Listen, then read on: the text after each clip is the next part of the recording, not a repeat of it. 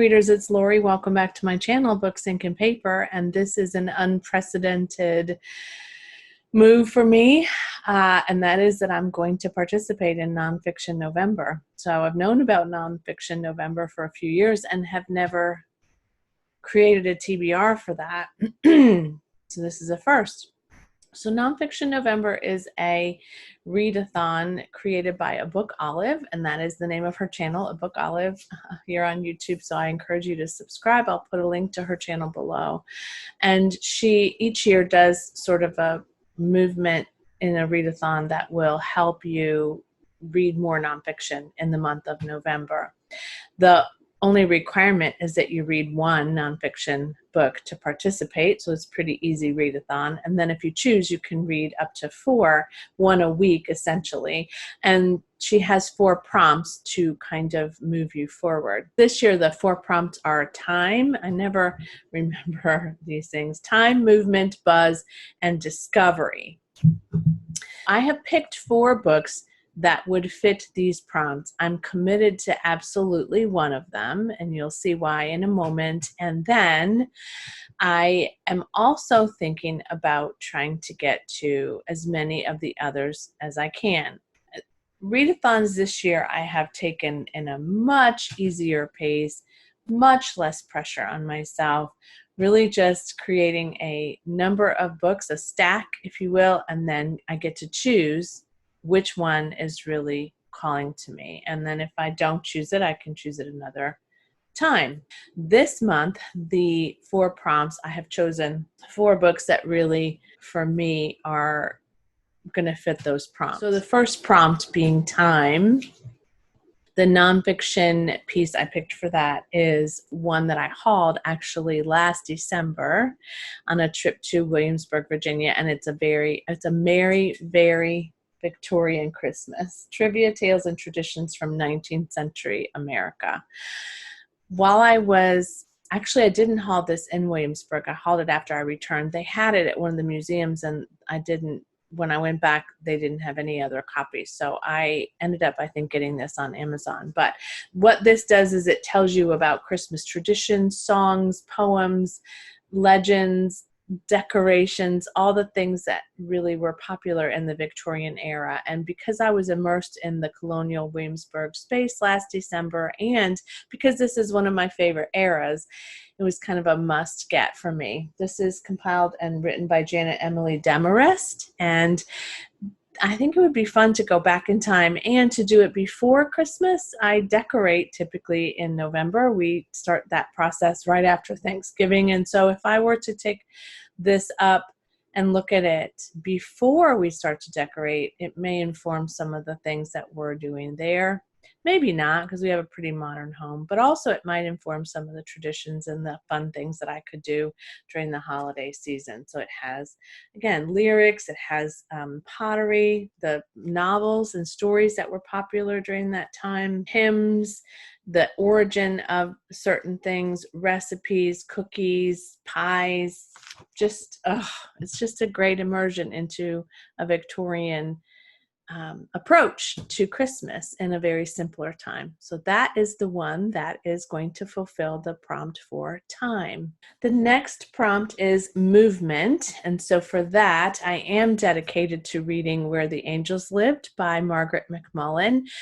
If you've watched my Back in Time book haul revisit, you know that this is the one I chose to reread in the month of November. And this follows the movement prompt because the learning that Margaret did at the Holocaust Museum in Israel prompted her to move into a discovery of her ancestors' history and his experience in World War II as a prisoner, as a Jewish prisoner in the concentration camps in the Hungarian Holocaust.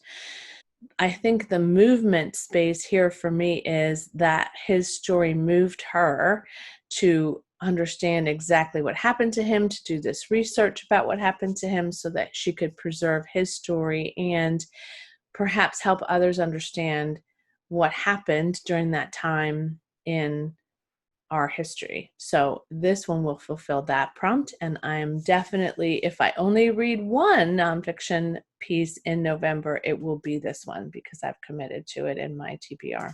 The next prompt is buzz. And so the book I've chosen for this prompt is The Library Book by Susan Orlean. And this is a nonfiction account of the fire in Los Angeles at the public library on April 29th, 1986. The reason I chose this for the buzz prompt is because I actually purchased this, I think last December. I'm trying to remember. I know where I purchased it. I'm trying to think of which trip, but I purchased it when we were traveling up in Oxford, Mississippi, and I love Square Books, and they had this one there, and I had committed to only buying one book while we were there.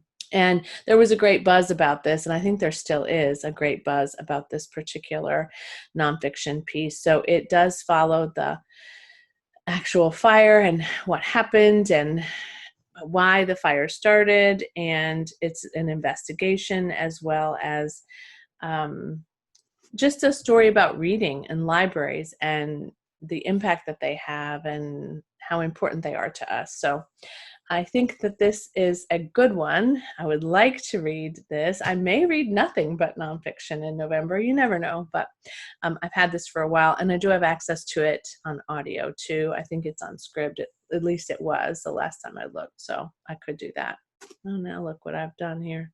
And finally, the last prompt is discovery.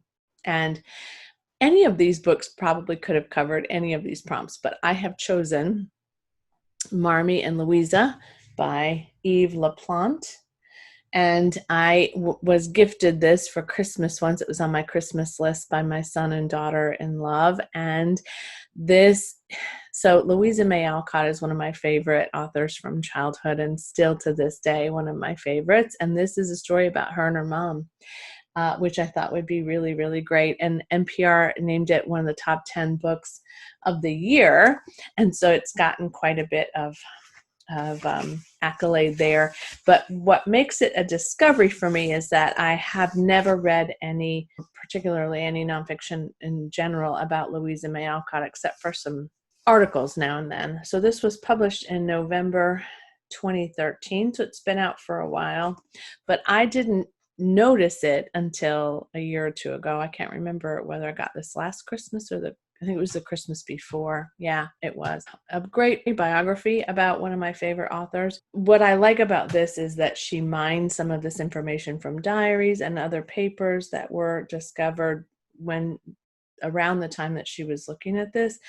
And Abigail, her mom, Marmee, was also a writer and thinker, and they're somewhat politically involved in some activism around women's rights, which we know influenced Louisa May Alcott's writing in Little Women, or maybe you don't know, but it really did impact the way she wrote that story. And if you've read it before, you know that there's a lot of power and influence that's given to Marmee in that story, as well as to Jo and some of the other women, to make choices in that novel that women were maybe not making at that time. So it fascinates me, and I would like to get to this too. So those are the 4 books that would fulfill those 4 prompts and would make me very happy if I was able to get to all 4 of those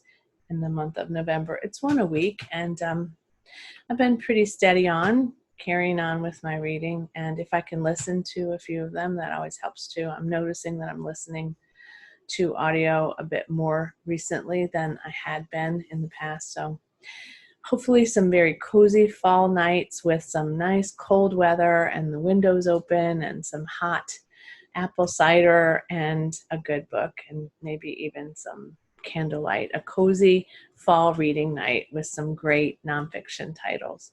So let me know if you're participating in Nonfiction November, and if so, what you're reading.